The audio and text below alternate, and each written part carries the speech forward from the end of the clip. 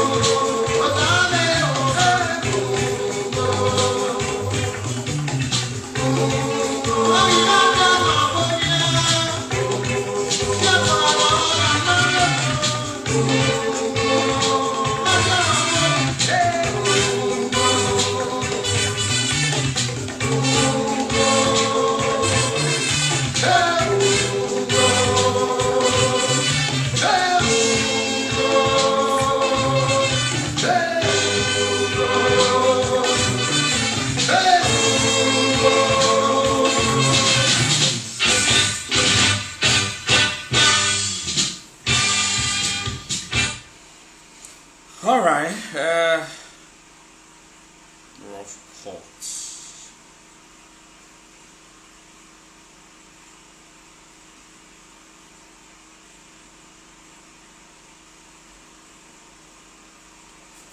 Wow.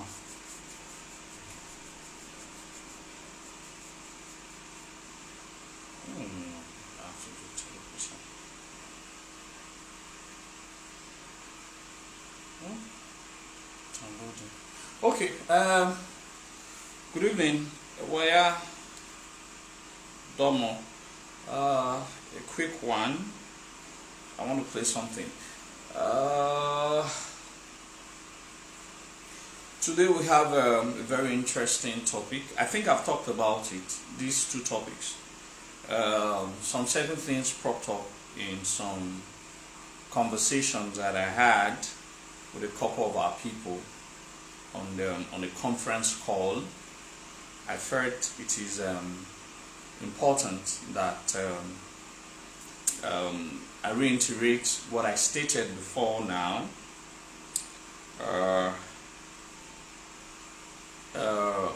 The argument was about hierarchical structure. What is the hierarchical structure of the classes of chiefs? The classes of chiefs that we have in Benin Kingdom, regarded as a Jaime. A Jaime means chiefs of the Oba of Benin. Then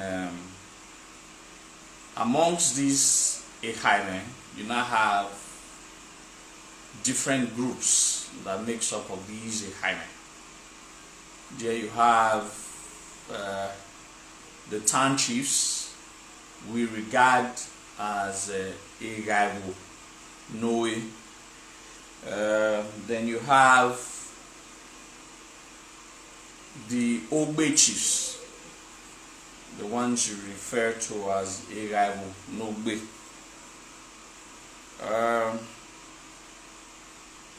So under the Egaiwo, Nogbe, I think there are subgroups of these Egaiwo, Nogbe. You have the Iwebo, you have the Wegwai, and then you have the Biwe, and the other substrata group. The other substrata groups. Yeah, but all of these are referred to as a Jaime. A Jaime Oba. All of these classes of chiefs are all regarded as a Jaime Oba. But like I said, you have Egaiwo Noe, which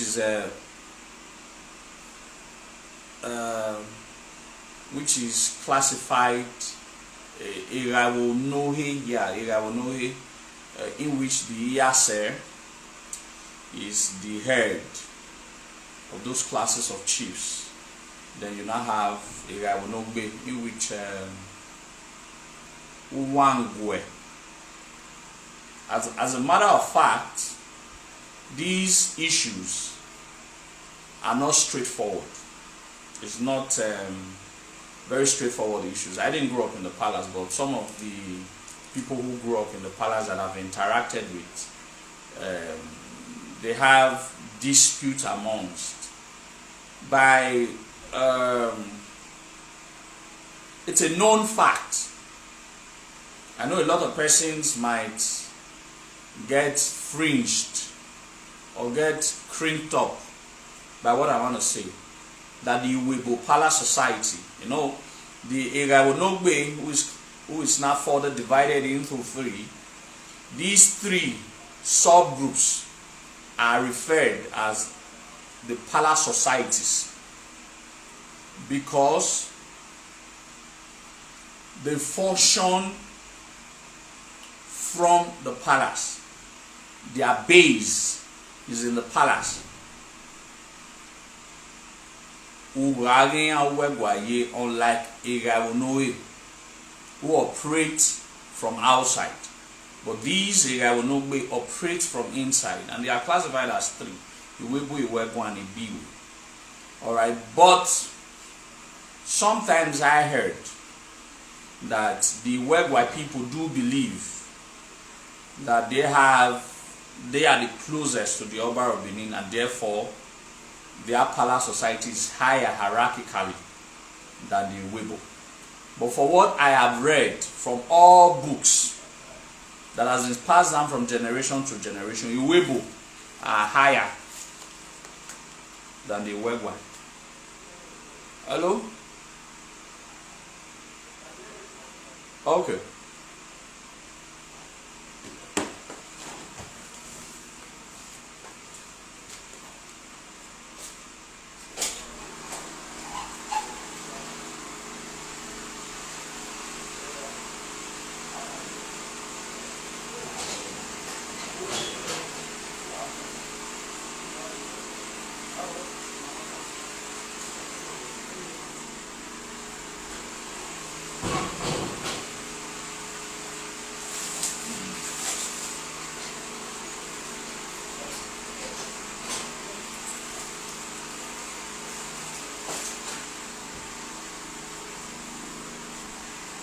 Yeah.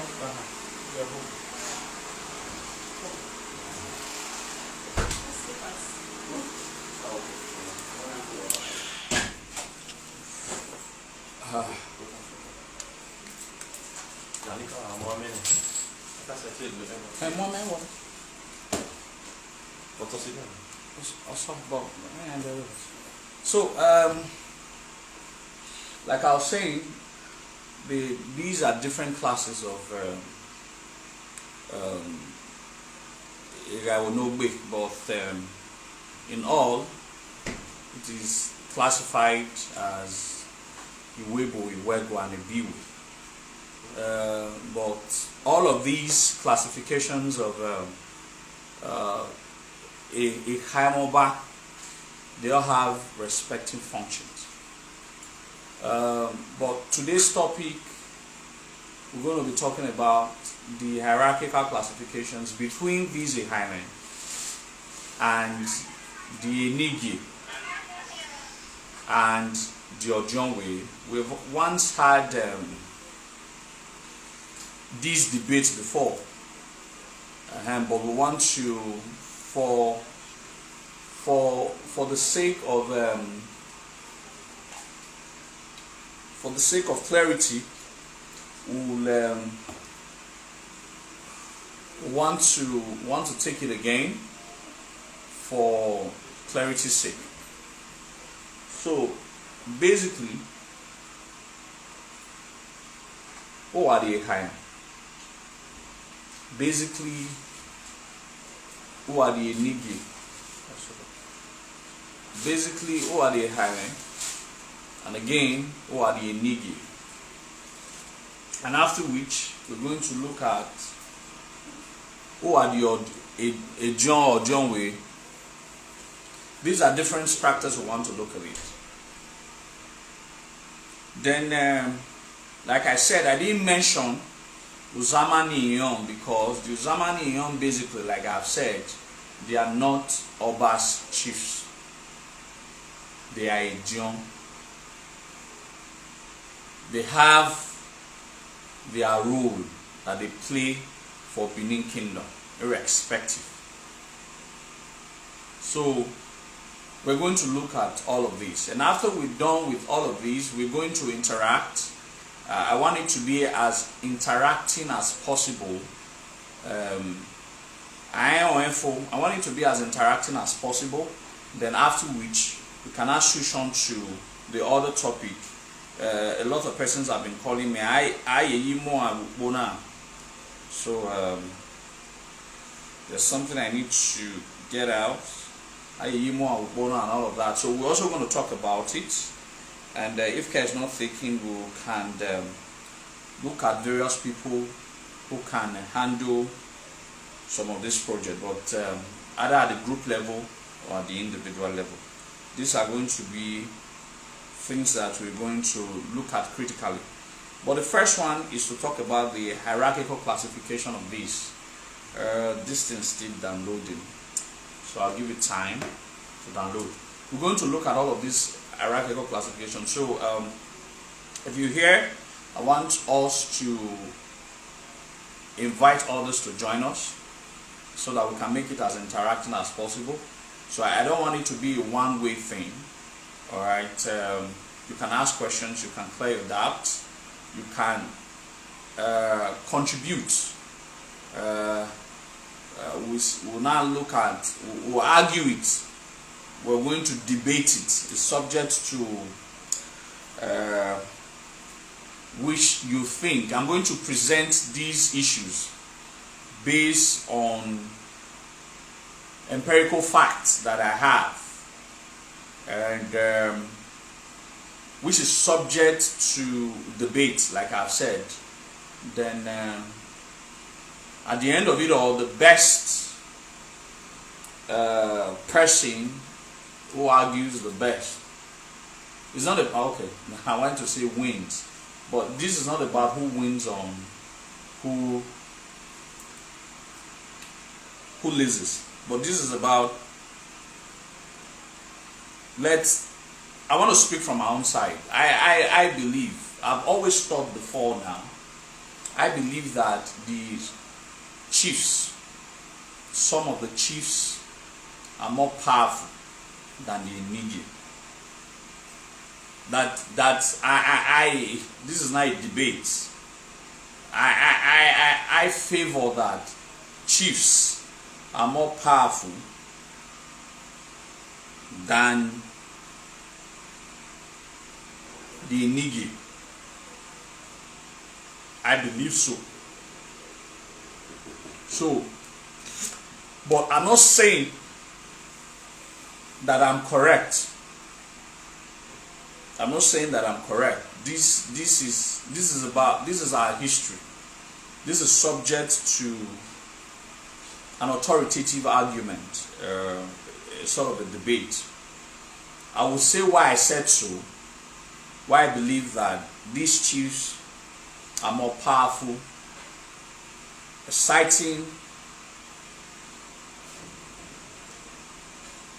some historical chronicle, citing some events of the past to buttress my point. The first point, let's take Iyase for example. You say Iyase Doya. That is the first thing that you say. Iyase Doya. Iyase of Benin Kingdom. That is how you put the argument. Now, let's say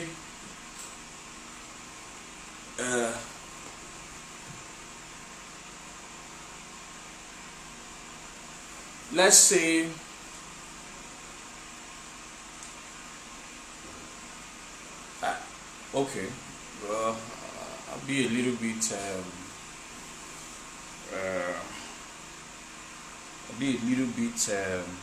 distracted. I heard that it is forbidden for another man to cross his hand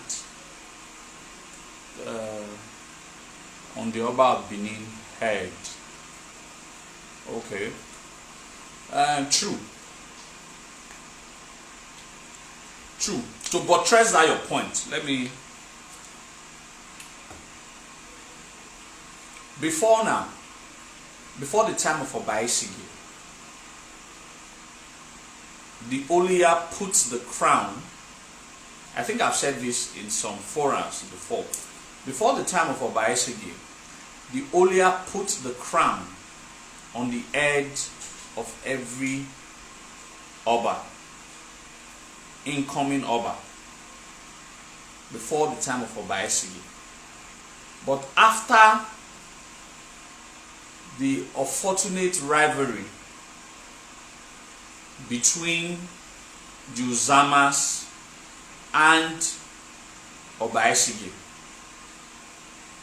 a tradition that is reenacted every year during the Uge festival that we regard as Ugiyon, spelled as iron, I-R-O-N. You know, there are two Ugie like that. They all happen towards the time of, they both happen towards the time of Obaesige. Don't also forget, Obaesige was a reformer king. A reformer in the sense that he changed a lot of things. Positively or negatively, he changed a lot of things. So some events that took place, like the likes of Ugie Iyon, Ugie Mobo, they all happened during the time of Obaesige. But the Ugie it's reenact what transpired between the Benins and the Ida. Remember, during Obaesige, he had two wars. One that he fought directly. A lot of persons are not aware of that history. He fought with the Uzaman themselves. The Uzaman themselves got prepared, led by Chifolia, got prepared and went to war with Obaesige. That war was fought and they lost that war. It was after that war has been lost that Olia went to connive with the Ata of Igala.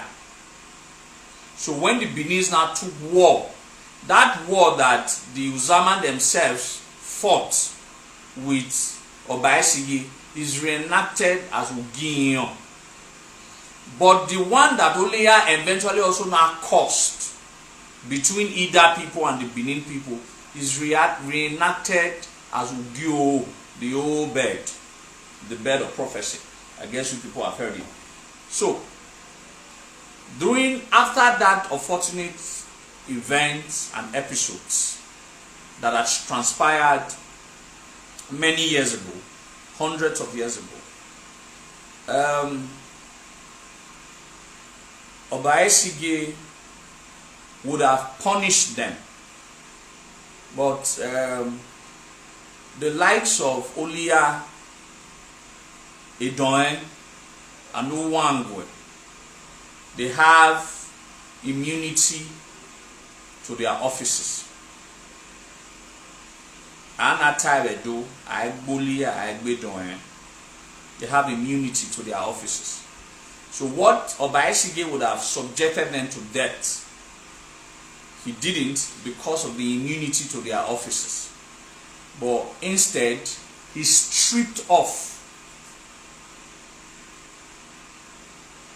some of their powers and duplicated their function. A resultant in fact was the creation of the Uzaman Ibie as a replacement guild or types of a Hamoba that will replace this Uzaman should, in case in future they not misbehave. So in other words, the function of the Uzaman during the coronation of every incoming Oba should, in case these sets of Olia, Edonhen, Ezomo Eru, Oloton, Eholonire, misbehaves in the future, then the likes of their Ogiamien, their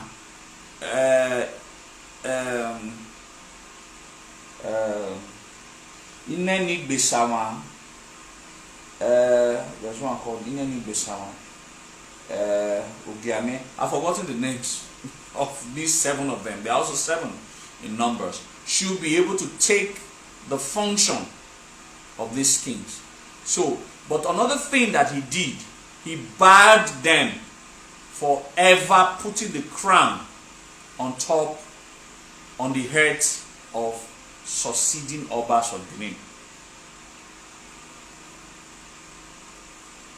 He barred them from putting the crown on top of the heads of every succeeding Obas of Benin. So a lot of you will now ask, how are the Obas of Benin crowned at Summer Palace? The Oba himself puts the crown on his head. Oliya presents the crown to him, and he himself put the crown on his head. It used to be Oliya that put the crown on the heads of every Obas of Benin before Esige. It was part of the capital punishment that was meted on these elders.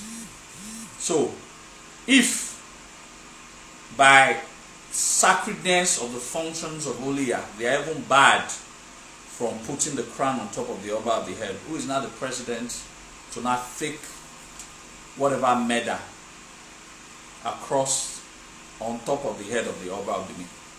So you are supposed to know the tradition, but anyway, so but I needed to go back to that history so that we can understand that very few persons or the Bokai or Oba that can be able to, that traditionally are empowered to touch the Oba's head. I think one of them is Imuohan and Amowie also. Okay. Sorry. The list of the Uzama Nibie.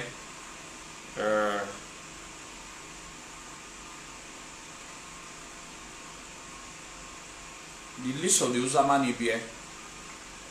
Ineni Guneo, Ihamani Guneo, Ugiego, Elema, Ugiamie, Eholoni Besama, and Eholoni Giduma.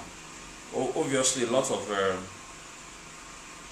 of these titles had existed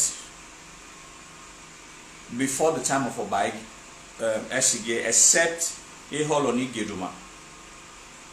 Alright, these titles had existed. He only coalesced them together and put them and created the junior Uzama to punish the senior Uzama. But anyway, I remember what when they were created. I remember what Chief Oliya. I remember what Chief Oliya told them. Let me remember this gist. You know how these people used to fight too much for authority.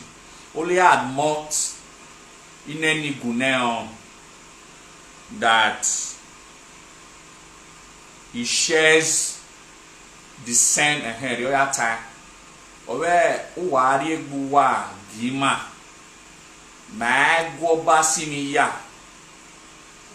That Oba himself, that all these titles, this junior, that he bear carrying him, on your saying where we are Oba, that then because of how powerful they are outside the inner Benin mode. They are lords of their own. So because of that, I was as Dr. Aisenehag put it. Ineni Guneo was so frustrated that he went to dig his own ear to surround himself. There's still a remnant of that ear around Igun areas and all of that. There's still a remnant of that at the back of present day CBN. They say there's still a remnant of that ear that Ineni Guneo went to dig. So when many aya tizegbe they cannot be.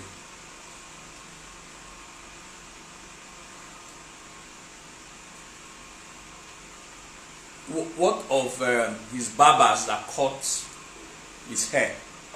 I think there should be, ordinarily, those are traditional functions of Iwegwa.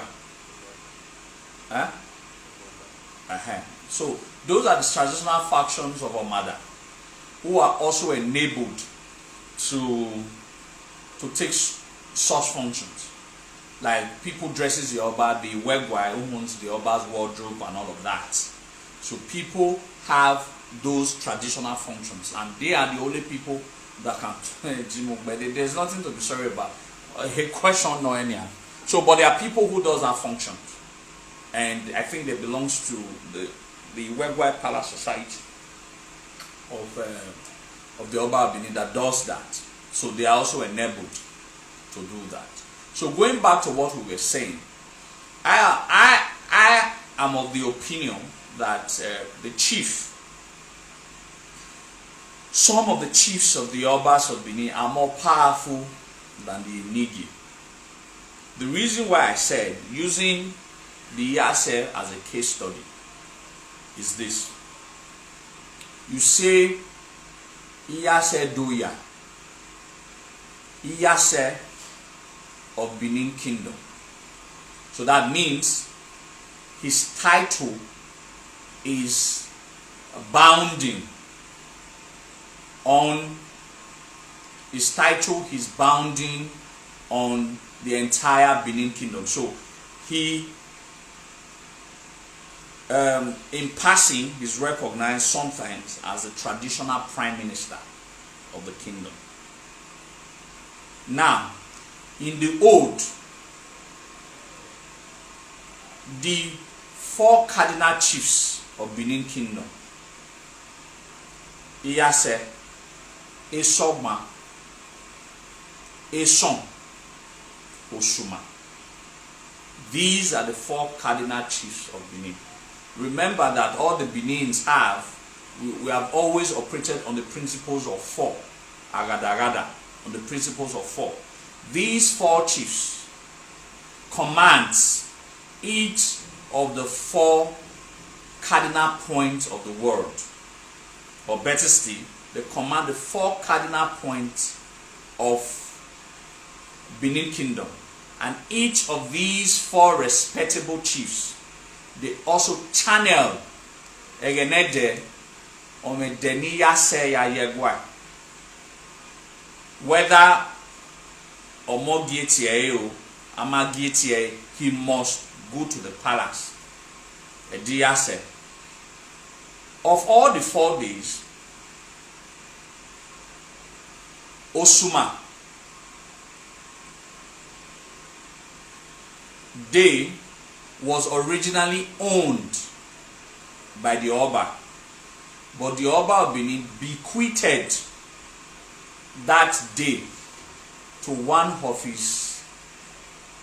the first holder of that title, called Avan, because it was Obayewari the first that created the Osuma title. He had a friend, a young lad, probably in his early 20s, that he bequeathed a secret to. He kept that secret. I think I've talked about this story before. Naya Shuma. He kept the secret for a very long time. And when he now, as Prince Ogun, when he became the Oba of Benin, he now came to him and said, he couldn't even recognize the young man again, but he now said that Moya Shuma, so the title of Shuma was created, and he was favored, promoted and favored. He now bequeathed a Doba to him. That Osumanat commands a day. For these 4 cardinal chiefs have each of the 4 market days of Benin Kingdom, the 4 days that makes our calendar week. The 4 days. So these 4 days, each of these 4 cardinal chiefs, they own each of the day.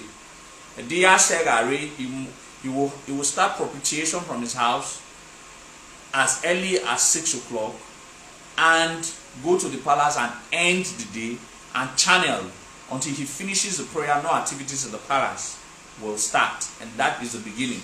That is Iyase's day. Or we said this man the same thing. So they had respected days. The 4 days that makes the Benin calendar, they commanded those days. None of them are hereditary. None of the 4 cardinal chiefs are hereditary. In the first instance, they are very powerful. They are as powerful as a Ejion for the role that they were created for. They are as powerful as a Ejion. The major reason in the instance in the originality of it, the major reason they were created was to reduce the influences of this Uzama. You can no longer give hereditary title. You cannot make it hereditary. You cannot make Iyase title. It's just that the Iyase is a powerful chief. In short, when I was with when we were doing the documentary of the 6th year coronation anniversary, you people should wait for that documentary. It's out, but it's just that is a coronation anniversary gift that I put together for His Royal Majesty. So talks are still currently ongoing. So it will be published to the public either tomorrow or next. I don't want a gift that I'm giving to the Oba of Benin. No, people should see it first before him. That's why the only thing we released was a trailer. It's about 40 minutes documentary. So we brought quite a lot of respectable chiefs, dukes together, some of John Way and all of that. I also participated in it. So we can actually talk about what achievements in these past 6 years of Iwohan has achieved.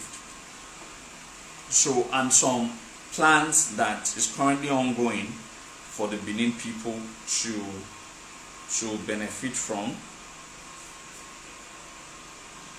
To benefit from and all of that. So so during when we were interviewing Chief Sanibe,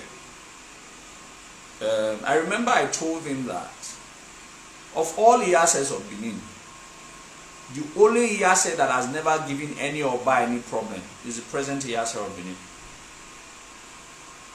If you know Benin history very well, the only Iyase since the creation of the first Iyase by Wedo, Imuohan, the only Iyase that has never given Oba any problem. At the point in time, some Obas decided not to have Iyases.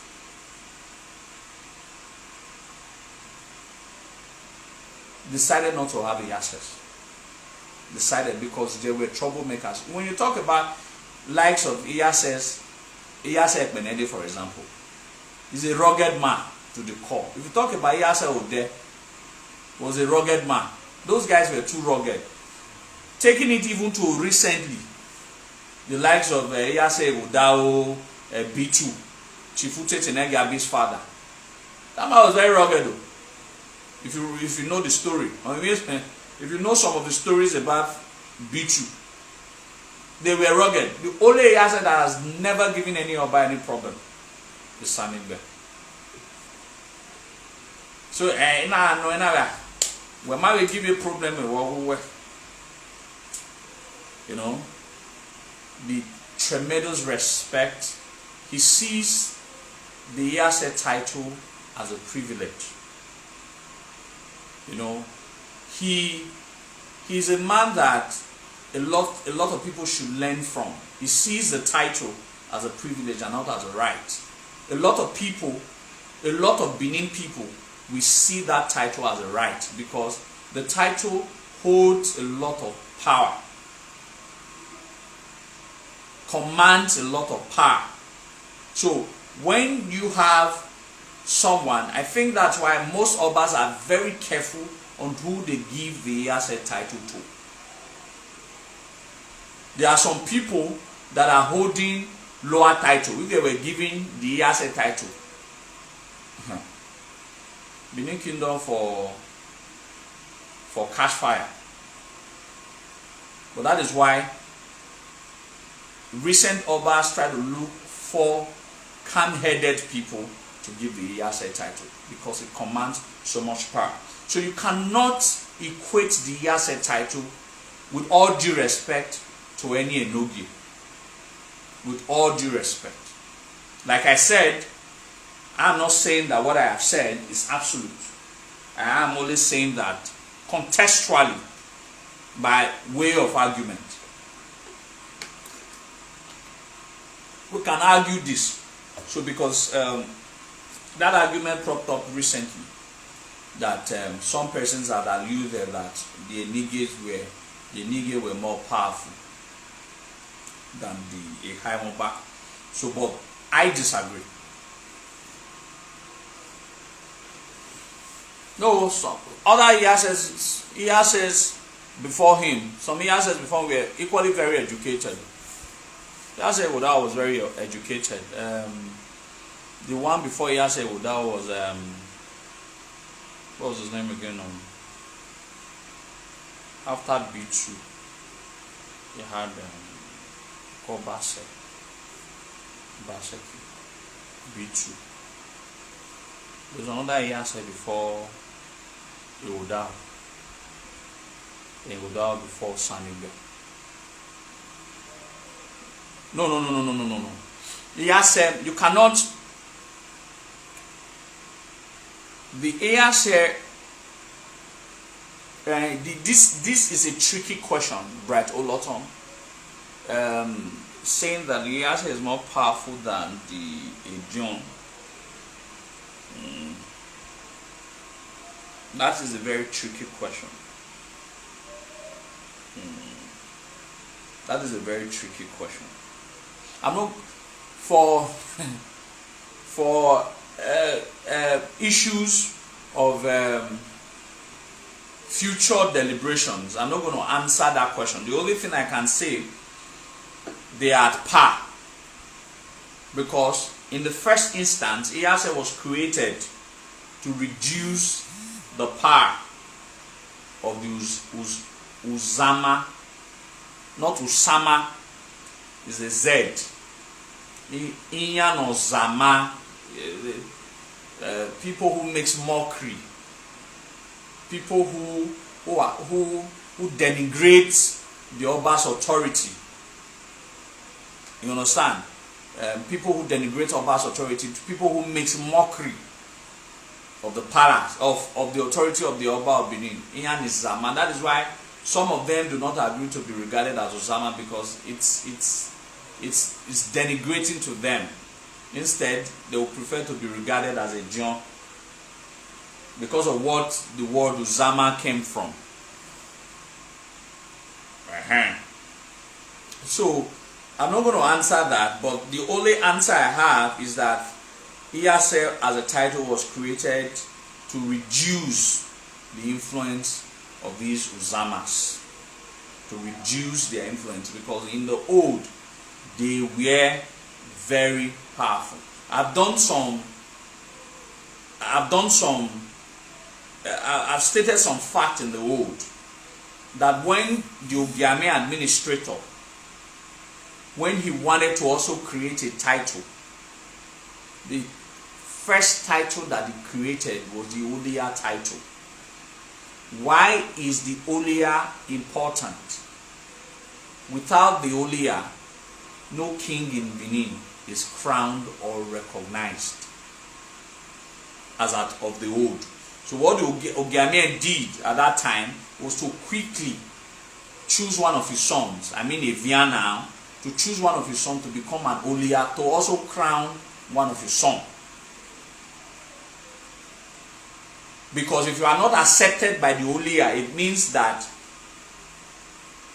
the Benin people at that time have not accepted you.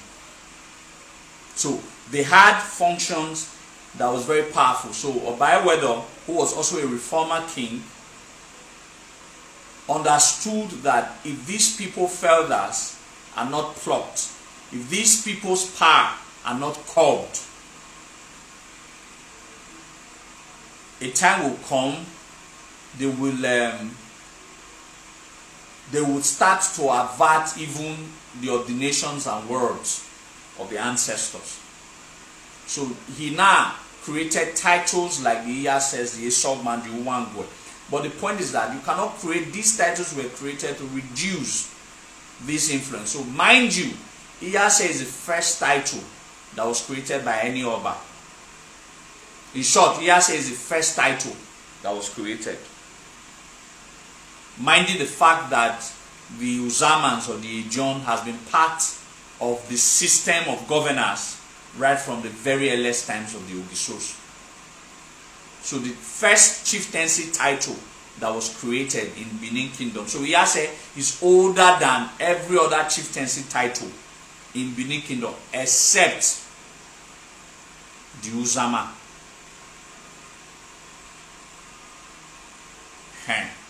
So I'm trying to give you a clue, Mr. Bright Oloton. Iyase is older than every other chieftaincy titles in Benin Kingdom except the Uzama, Ejon.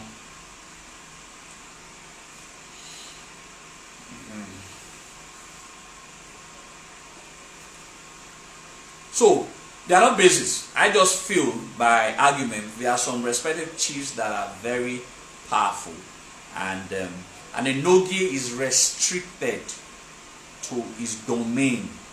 And Iyase is regarded as the Iyase of Benin Kingdom. Eshokma is regarded as the Eshokma of Benin Kingdom.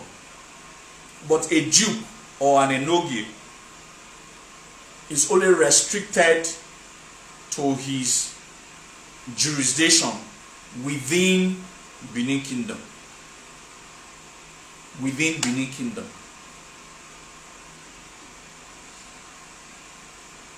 So that becomes the complexity of reach, the complexity of recognition. The complexity of reach, the complexity of recognition gives this a Haimoba far. I want to state another fact. Chief Samigbe himself told me this, that a lot of persons is not written on books or papers. By customary right, when the Iyase visits any Enogi, he agbewene noya lawa. Because he told me that many years ago, maybe around 15 years ago, when he went to see one of his friends, the Enogi of Ewesi. So when he got there, in Halawa, I don't know Kamudiane, so I bewe Yonuru near Lawa. So he now asked, why? So that was when the Enogi was now telling him that it is the tradition that when the Iyase comes to visit, even the Nigi, they must, by tradition, they are compelled to kill the goat. I'm sure that even a lot of Enogi in recent times are not even aware of that tradition. But he told me that some of these traditions that some now overlook, but has always been part of the extant tradition of the Benin people. A lot of stories that the Iyase have told me, like the Iyase, when the Iyase is also the person, Iyase got Segwana, Ashuru. There's usually a flute player or shuru that the Oba will know that the Iyase has come, and is the only person that also have that privilege. So these are many more privileges. That is why I said that when you give the Iyase title to a hot-headed person, because of the power that the Iyase commands, you can use it to tear apart the kingdom. So most times, some Obas of Benin, for their best reasons, decided not to have Iyase.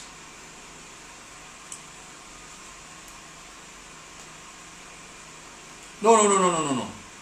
There was no Iyase at the time of Obayeweka the first.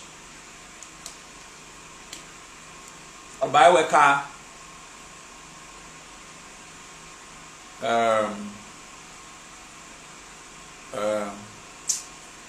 gave birth to, what's his name again? The man that gave birth to the daughter that gave birth to a lady. He said about Benin. Obayeweka gave birth to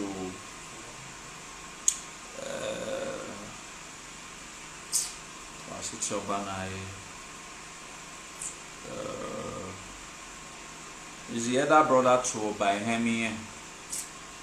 gave birth to Princess Imadeyo that gave birth to Princess Legbe. You were wrong by me. So I mean, after Obaiweka, his first son was also an Oba. Then his second son also became Oba, Ihemien. Ihemien now gave birth to Ewedo. So Ewedo chronologically was the fifth Oba of Benin. So it was the fifth Oba of Benin that introduced the Iyase title, Prince Efabo.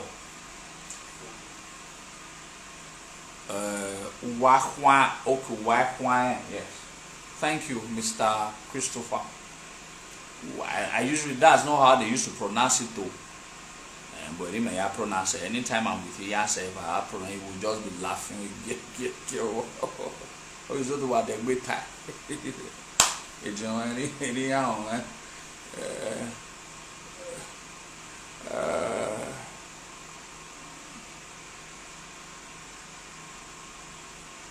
Well, there are no such ordination to say which title is much more powerful.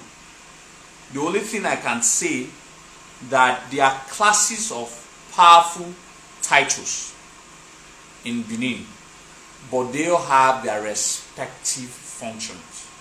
Like I said, if you are not doing hierarchical structures of powerful titles, if for example now, you know, when I was talking about the 4 cardinal chiefs, I talked about Iyase, I talked about Isogma, I talked about Eson, and then I talked about Osuma.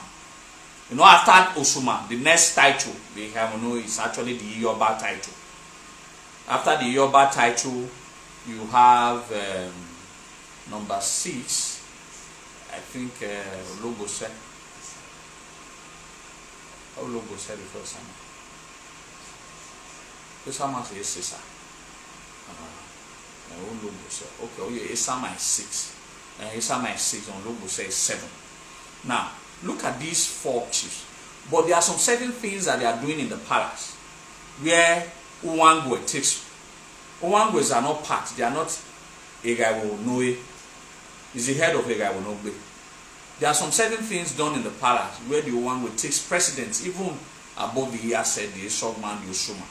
So, within the cycle of themselves, it is not for public consumption. It is not something we cannot start deliberating. Like I said, the head of Egaiwo Noe is Iyase. The head of Egaiwo Nobe is Uwangwe. These are different classes of titles in Benin. They all have their respective functions, but when you now try to now equate themselves, all right, they are bound to be problem because there are some certain things that Iyase can do that the Uwangwe cannot do. But there are some certain things that even Uwangwe can do, Ine Nibiwe can do, or Osoidin can do, that the Iyase cannot do, that the Esogman cannot do, that Osuma cannot do. So they have respective functions within the palace. But when you now stress the classification of all of them, Iyase takes precedence of, you say, that you know, Okalotu, like the heads of all Oba's chiefs.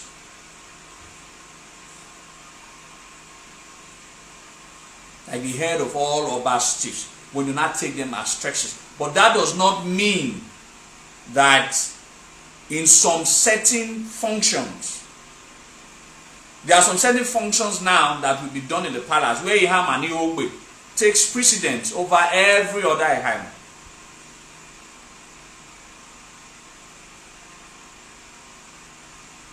So they all have their respective functions and duties in a way that they are not conflict, in a way that they are replaceable.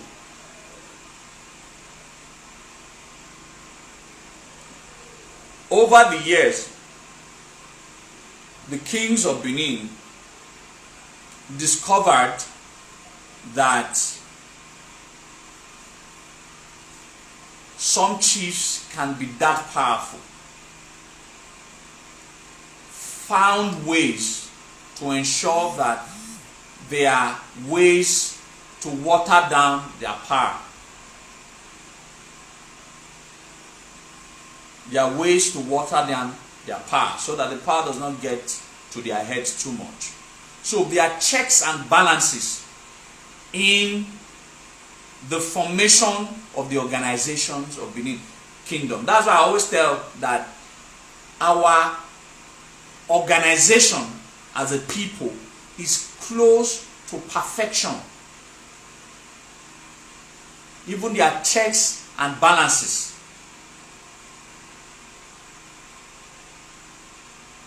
To every administrative prowess of Benin Kingdom. There are checks and balances. So the other time, I remember when I did a live video, I talked about that the power of the Oba of Benin is not aristocratic. So the Oba of Benin words is law, but sometimes it is subject to the approval of His Highness. Checks and balances. So there are some decisions that he alone cannot take.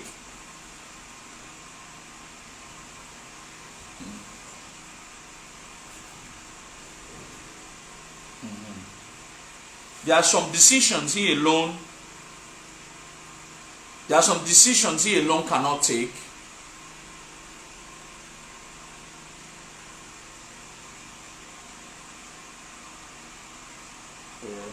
I cannot argue that one with you. You are from Oloton. Cannot argue that one from you. That bro, you know the Uzama Ijon crown their own chiefs in their domain. I haven't read about that though. So you know mama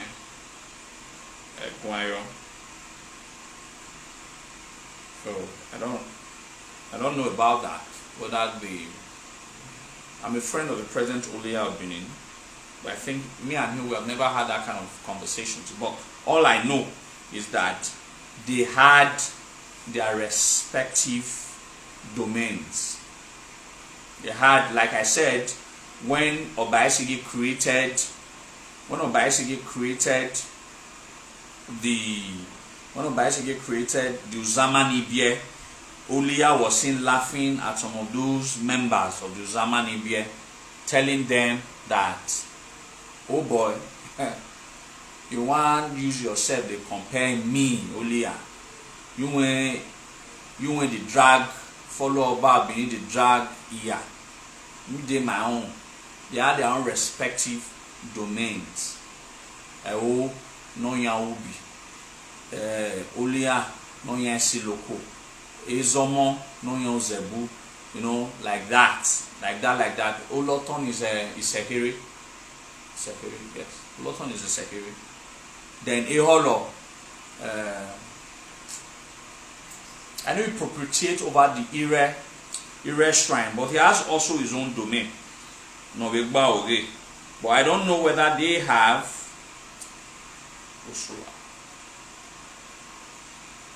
so I don't also know whether they have their own chiefs. Well, it's a good assignment. I think I will verify. Probably I will just call them Chief Olia tomorrow. So probably I will just call Chief Olia tomorrow on the matter, whether they can be able to crown or select their own chiefs.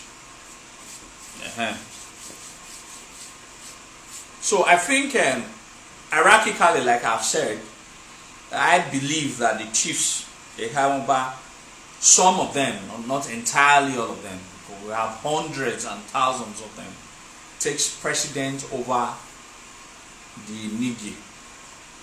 So I don't think that any Enoge is as powerful as the Yasser of Benin. I don't think so. And some other respected chiefs like Nwangwe say Osui Diine from the Ogbe. Then when you now talk about from the Owe, Isogma, Eson Osuma, these four cardinal chiefs. Alright? So I don't think that about these 8 or 9 or 10 of these Ihaimoba, that any of these dukes have more power than them. And because of the functions, because of the history behind their title. Because of the history behind their title. In the biggest conspiracy theory that I've ever read, funny enough, in the biggest conspiracy theory I've ever read in the palace, the 2 most prominent people that has appeared in every conspiracy theory in the palace is either Nwango or also Indi. They are usually, in short, when it came, the story of Ihenguda, Idodia, was it Idodia now?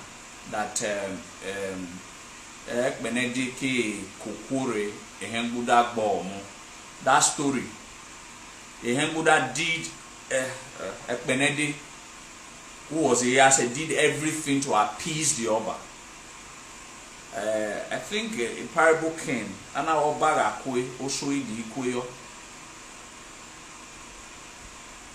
You know, I don't know whether we understand this kind of authority that also owns in the palace. That Obaga kwe also the kwe. Itabe no na we free for, you know, the Oba would have agreed to all of those things that Ekpenede wanted to use to appease him, but also they say the law is the law. He must die, because also he was envious of Ekpenede. So when you look at all of these things, you now begin to see some of how powerful these chiefs are, and you cannot equate some of these chiefs to the dukes or these Enige. But I'm not saying that the Enige in their own right are not powerful. But I'm just saying that some of these chiefs are too powerful, that they can influence decision making in the palace, that can directly affect any Jew or any Enogi in Benin Kingdom. So these people, these chancellors of these ministers of the Obas of Benin, these powerful, about 10 of them, ministers of the Oba of Benin, are so powerful. So I think that's where my own thought of argument is coming from, which is subject to further verifications and which is subject to further debates. Okay, so I think if there are questions, we could take questions. Then I could just quickly speak on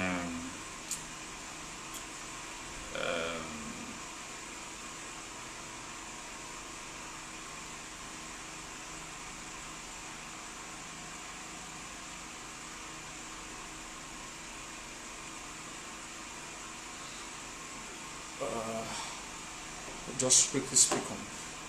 All right, I think there are not much to speak about. We are planning in our next live video. We're going to set up a committee on the presentation of our Imuohan. Nana Imuohan Gioba. You know, in our next class, we're going to talk about it. It's going to be the based on of our next topic and how we're going to go about it, and probably create probably create 1 or 2 people to be able to reach out to other people so that we can collectively do. Then I think I'll speak about the spiritual implication of doing all of these, Nana Yimo, Agegwa, and all of that. I'll speak a lot about it in our next class, and but I think we'll have to look into creating a committee, creating 1 or few people to be able to help handle it, to be able to reach out to other Edo people. But I'm going to reach out to a couple of other social media presenter near Beniro. Now when Ania Yewo, other than saga and saga. So I think all of these things I'm going to run around and do them this week because we don't have much time. We're having a whole lot under the pipeline that we are preparing for, chiefly generator.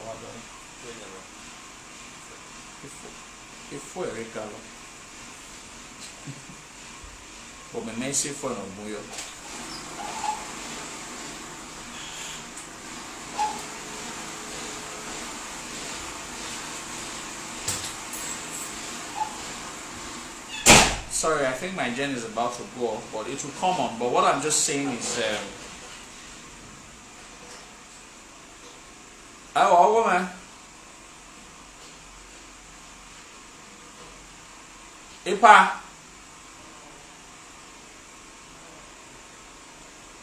Okay, that is my gen. So we'll look critically into all of that, and so that we can speak about Imuohan and all of that. But have it in mind. It is. I feel that it is not about what you can benefit from the palace, what you can give back to the palace. A lot of people have said that what has the palace done for the Benin people for the past 6 years of the reign, and that is why we had to put that 40 minutes documentary together to tell the Benin people what the palace has achieved in this past 6 years. So anybody who wishes to know that what the palace has done in this past 6 years should watch out for that documentary because it is very expository of all the ideas. And so I remember I spoke on about a lot of key issues, ranging from creation of the satellite town, Amowie, that inspired even the present-day state government to create its own satellite town. The proper documentation, it took Obaredia almost about 20 years before he produced his first historical masterpiece for the Edo people, but it took Obaredia just 2 years to produce the Benin Red Book. We talked about the foundation, the Obaredia Foundation. So some of these things, then a lot of derelict structures that has been rebranded and refurbished by Obaredia. Then the Benin Royal Museum, the return of the Benin artifact, a whole lot of issues, a whole lot of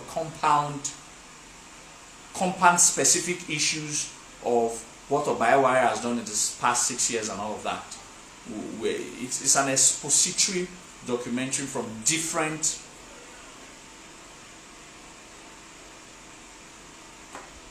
it's an expository documentary that it will open up our minds to see some of these achievements, even when COVID-19 took even 2 years out of the 6 years, about 2 years out of the 6 years.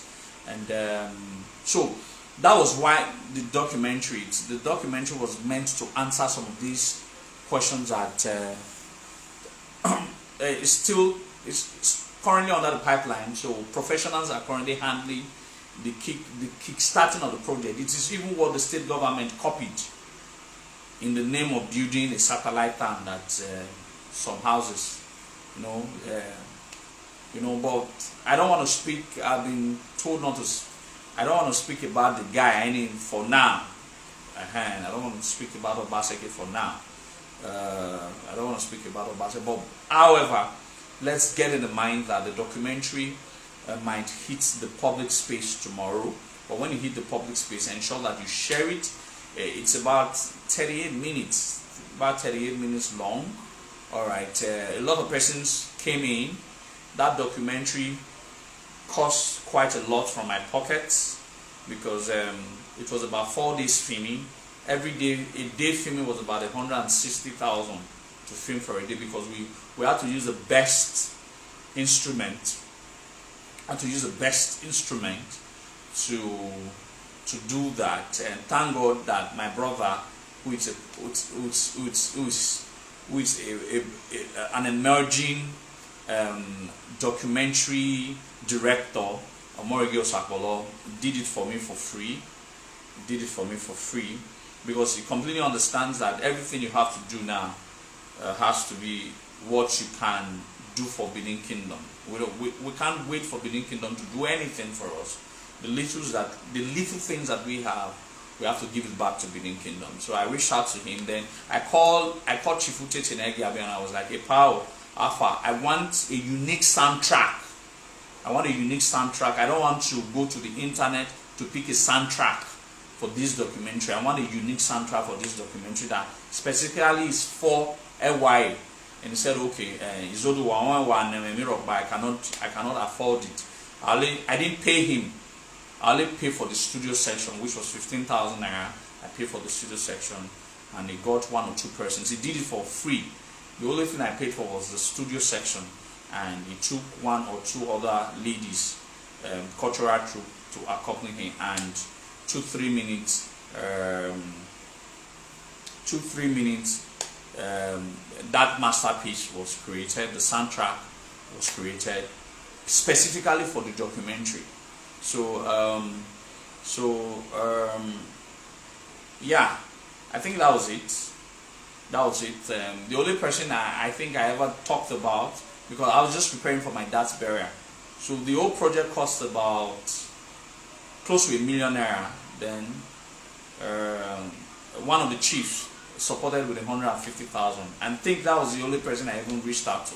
So I didn't want to reach out to anybody for that project, because I told you the reason, the last live video, I couldn't want to reach out to other persons. But however it is, it's the sacrifices we have to make, even if we don't have much.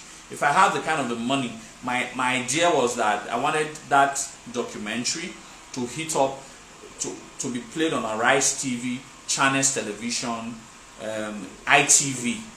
That's my thought, that documentary has to go to ITV, has to go to Channels, has to go to Arise TV. Yeah, because it's something of joy. It's something of joy if we can't be able to tell our story. We cannot be able to tell what our king has done for this past 6 years.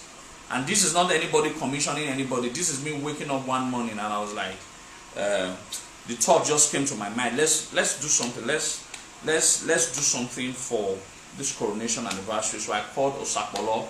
It was in Lagos, and it was like, okay, we can do this. And it was like, okay, do you have a script? I was like, this is what I have in mind. So I put out something to him. I sent him the list of the people we went to interview. We couldn't interview all of them because every day was costing us about 160,000. So there wasn't too much money to do that. But eventually it was put through, and we have a documentary we can all look up to. And I'm sure that when you guys see those documentaries, you'll be able to see. So I also interviewed. So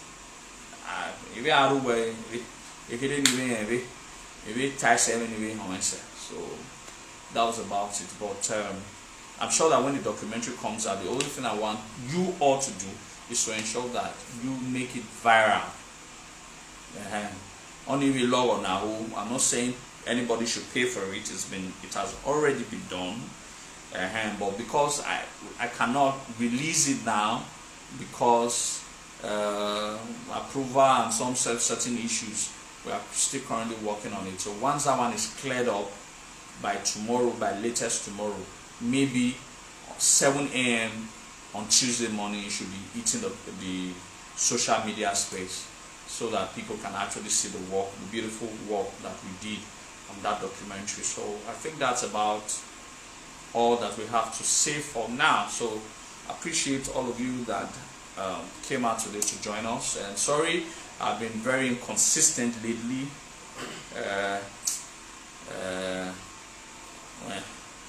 Very inconsistent lately. A lot of issues are propping up and all of that, if not because of the flooding issue, if not because of the flooding issue in the River State, are supposed to be in Port Harcourt. There's a festival going on in Kpere that we were invited, but because of the flooding issue we couldn't travel yesterday. So I was supposed to, I was one of the guest speakers to speak on some topical issues that has to relate with the Kpere people and the Benin people and all of that. So, but the flood happened. It has been postponed until the flood clears up and all of that. So if that had happened, maybe I would have a boy around 5 or 6 I would have been too tired to even do a live video. So some of these issues is bordered on Oseged on the Masibi. So we don't sometimes, I don't really have time to come online, but however it is, I see all the great good jobs that you guys are doing for the kingdom. I continue to plead to our people to take the matter of our kingdom, the defense of our kingdom, very seriously. So, and these are many more that we can talk about, and while moving forward, we pray for God's guidance, intervention, and we should have a strong conviction that we don't have any other kingdom except Benin Kingdom, and we don't have any other king except the Oba of Benin. So let's continue to do all the things that we're currently doing for the good of the kingdom and for the land. So Wese, Mr. Amowie is said, thanks for the patronage. Wese, thanks for the patronage. So these and several more that we can always continue to speak about. So Waya Wese. So I think next week Sunday or so we'll speak on the matter of Imuohan, and we'll conclude and we'll be able to set the ball rolling. So for those who are already reaching out to me on the project, and we should speak more much later or tomorrow when you are available for us to talk, so that we can have even a more concretized discussion or conversation on the matter, so that we can actually do something that even the elders of the land are no longer doing. So we are the new generation. We must inspire even the older generations to do what is right, what Enoheke Niveduau. So Christians continue to pay their tithe and offering to their pastors or to churches and religious folks, but I, as a Benin person, Imuohan or Redo. So, and that's our sort of tithe and offering, and we pay it to the palace. So these are few of the things that we should be very conversant with in going forward. So I think I'll see you guys next week Sunday for us to talk about